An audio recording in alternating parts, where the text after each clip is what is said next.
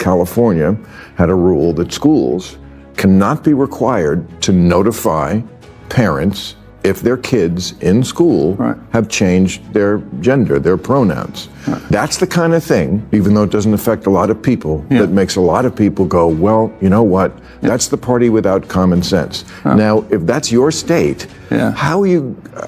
Well, I just disagree with that. I mean, the law was you would be fired. A teacher would be fired if a teacher did not report or snitch on a kid talking about their gender identity. I just think that was wrong. I think teachers should teach. I don't think they should be required to turn in kids. And by the way, we're talking about their parents. How can you snitch? The idea of a snitch and a parent, to me, doesn't compute. Bill Maher didn't hold back. On Real Time, he went straight at Gavin Newsom, live, unfiltered, and fearless, accusing the California governor of overseeing a state in freefall. From homelessness and crime to taxes and mass migration, Maher tore through every failure. But the real shock came when Newsom, under pressure, admitted something deeper. Even the Democratic Party itself is starting to fracture. This wasn't a typical political chat. It was a moment of reckoning that lit up social media. Maher wasn't ranting for ratings. He was speaking like a fed-up Californian watching his home collapse under its own promises. Gavin Newsom and Karen Bass have already proven their incompetence and poor leadership during the Los Angeles wildfires. Now, as we experience rampant lawlessness and civil unrest, it's never been more clear they're unable to respond effectively and responsibly during calamity. Whether it's sheer incompetence or outright malevolence, the reality is stark. California's in a state of turmoil,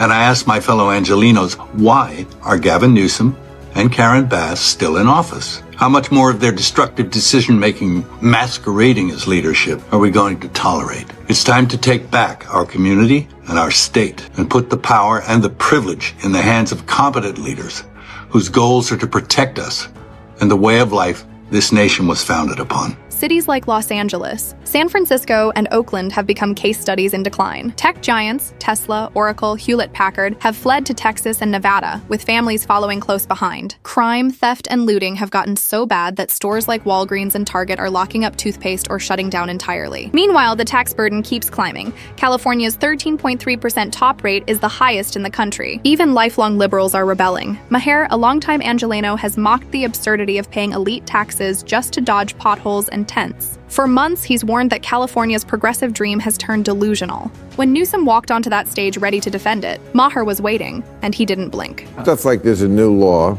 in this, I think we have way too many regulations and laws, as we've talked about, and this one, I think, says if you're a department store with over 500 employees, you have to have a gender-neutral toy department. Yeah.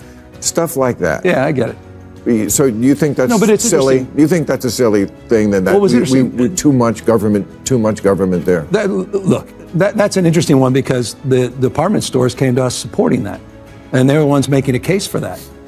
They were making a case they're already moving in that direction. Wanted you to make a law about them? Well, but they supported the legislation. It wasn't legislation that was enacted, that was initiated from my office, but it was legislation that came up with interesting support. This wasn't a conservative ambush. It was a liberal holding another liberal accountable. Commentators didn't call it an interview. They called it an intervention. When Maher leaned forward and said, "You're running the state, everyone's leaving," the air shifted. No laughter, no applause, and just silence. Newsom defended himself with numbers, saying California still leads in innovation and jobs. But Maher shot back, "This isn't Fox News, Gavin. I'm talking about my neighbors. They're tired of paying top dollar for dysfunction." He painted the picture. Tents, filth, fear after dark. Newsom spoke of compassion. Maher replied, "You've been in charge for years, and it's worse." Then came the real blow. "People making 80 grand can't afford rent," Maher said. "You tax them like millionaires and give them potholes and crime." Newsom countered with buzzwords: equity, infrastructure, reinvestment, but Maher's disbelief said it all. How can you brag about GDP when people can't live with dignity? The audience stayed quiet, not in discomfort, but in agreement.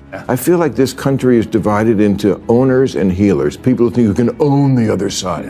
Gavin Newsom owned DeSantis. DeSantis destroyed Gavin Newsom. Or people who want to talk and heal. And I feel like the next president's going to be, at least if it comes from this party, the Democratic Party, someone who wants to talk and heal. It's important. Democrats, we tend to be a little more judgmental than we should be. This notion of cancel culture, you've been living it. You've been on the receiving end of it for years and years and years. That's real. And Democrats need to own up to that. They've got to mature about this. And then Maher dropped the hammer. Every time someone leaves, that's your tax base walking away. You can't fund progressive ideals with fewer taxpayers. It was cold, precise truth. Newsom tried to pivot to green energy and tech innovation, but Maher didn't let him off. I love all that, he said. But when the lights are off and everyone's moved to Austin, who are you leading? The room fell silent. Even loyal Democrats online admitted Maher's words hit hard, not because they were partisan, but because they were personal. In that moment, Maher became the voice of the disillusioned Californian, someone who still believes in liberal ideals but refuses to accept incompetence as the cost. What unfolded wasn't politics. It was a mirror held to power, raw, uncomfortable, and impossible to look away from. For a while, and we still don't have enough water in the Colorado River and all this stuff. Yeah. And then whenever I read, 80% of the water goes to agriculture. Almonds. Right. No one ever asked you about almonds? Oh, I'm going to ask you about almonds. We grow a boatload of almonds. I'm well here. aware. You know how much water it takes? Many gallons. 1,900 gallons to grow a pound of almonds. Yeah. Come on, man.